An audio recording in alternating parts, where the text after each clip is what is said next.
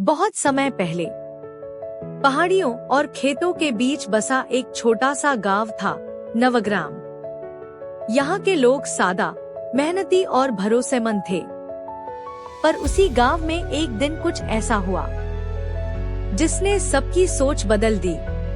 गांव की चौकी में नया सिपाही आया था, विक्रम शर्मा। सीधी नजरें, सलीकेदार चाल और चेहरे पर हल्की मुस्कान। वो गांव में आते ही सबका चहेता बन गया। अरे विक्रम बाबू, आप आए तो चौकी में जान आ गई। विक्रम ने मुस्कुराते हुए कहा,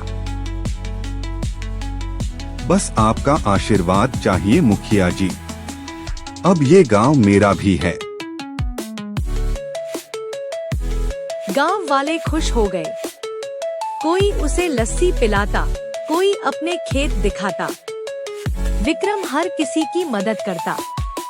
कभी किसी के घर के झगड़े सुलझाता, कभी बच्चों को स्कूल छोड़ आता। दिन बीतते गए और गांव में शांति छाई रही। लेकिन कुछ हफ्तों बाद एक अजीब बात शुरू हुई। किसी के घर से पैसे गायब तो किसी की चूड़ियां।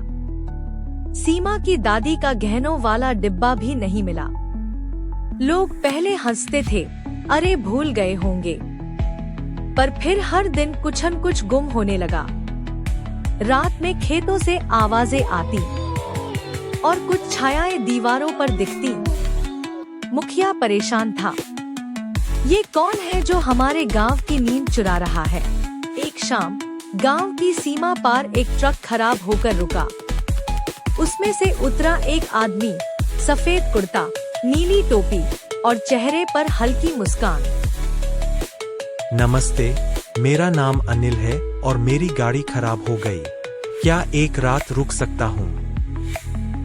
मुखिया बोला, अरे मुसाफिर, घर आया मेहमान भगवान का रूप होता है। रुको, तुम बिल्कुल रुक सकते हो। अनिल चौपाल के पास रुक गया।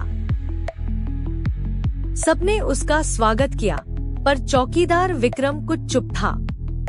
वो बोला, मुखिया जी, मेहमान की सेवा जरूर करें, पर जरा सावधानी भी रखें। मुखिया मुस्कुराया, अरे चौकीदार बाबू, सब आपके भरोसे है। रात गहरी हुई। दूर खेतों में किसी के कदमों की आहट सुनाई दी।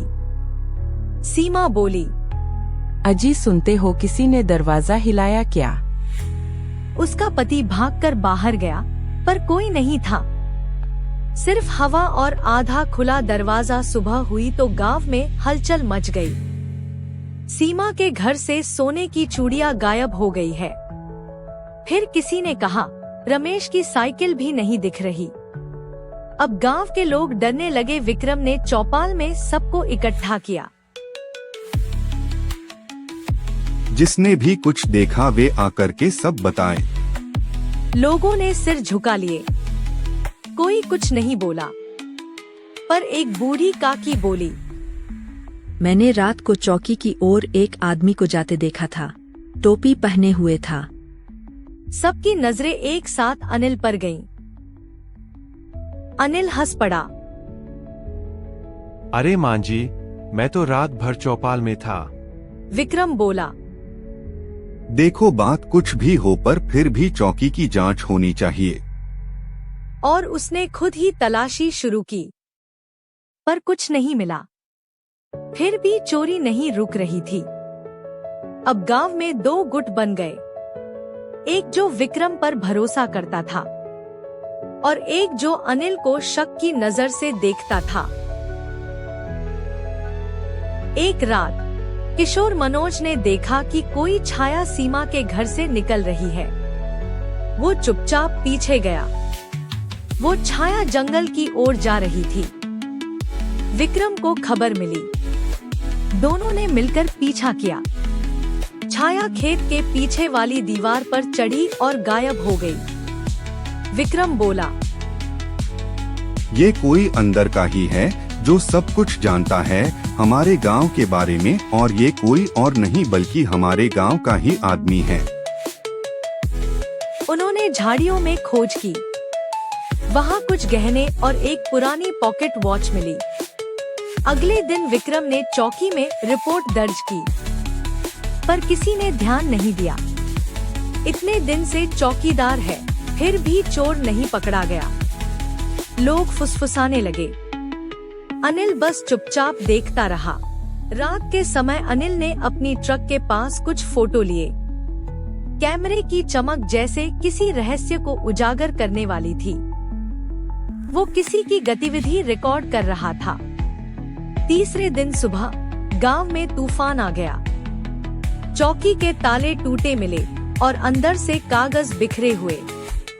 विक्रम गायब था। मुखिया घबरा गया, कहीं वो ही तो चोर नहीं है। संध्या तक विक्रम लौटा, कपड़े मैले, थका हुआ, और उसने बोला, चोर को ढूंढने गया था, जंगल तक उसका पीछा भी किया, पर वो मेरे हाथ से बच गया। पर अनिल की नजर कुछ और कह रही थी। वो बोला, जंगल की ओर जाने से पहले आप चौकी में क्या कर रहे थे, विक्रम? विक्रम ने आंखें फेर ली। मैं चौकी में अपना कर्तव्य निभा रहा था। रात को अनिल ने अपनी ट्रक की चुपके से बत्ती बुझाई और कैमरा चालू किया। वो दूर से चौकी की ओर देख रहा था। वहाँ किसी की छाया हल्की सी दिखी। वही चौकी का सिपाही विक्रम किसी बक्से में अपना सामान छिपा रहा था। सुबह होते ही गांव में शोर मच गया। अनिल ने चौपाल में सबको बुलाया और कहा, आज सच्चाई सामने आएगी। गांव वालों ने चौकी की तलाशी ली और दीवार के पीछे छिपा एक छोटा कमरा मिला, जहां से सारे चोरी के सामान निकले। विक्रम घुटनों पर गिर पड़ा। मैं मजबूर था, मुझ पर बहुत कर्ज है और इसीलिए मैंने यह कदम उठाना पड़ा। कर्ज ने मुझे अंधा कर दिया था, मुझे माफ कर दो। मैं एक क्राइम इन्वेस्टिगेटर हूँ। मुझे यहाँ के चोरों की सूचना मिली थी। मैं मुसाफिर बनकर आया ताकि असली चेहरा सामने ला सकूं। मुखिया ने कहा, हमने सोचा था चौकी हमारी रक्षा करेगी, पर चौकी की चाल ने ही हमें बेबस कर दिया। विक्रम को पुलिस के हवाले कर दिया गया। अनिल ने गांव वालों का सारा सामान लौटाया। गांव में फिर शांति लौटी, पर एक सबक सबको मिल गया कि भरोसा अंधा नहीं होना चाहिए। जिस चौकी को सुरक्षा का प्रतीक माना गया, वहीं से धोखे की शुरुआत हुई। आज भी नवग्राम के बच्चे जब चौकी के पास से गुजरते हैं तो कहते हैं, देखो, यहीं से शुरू हुई थी चौकी की चाल।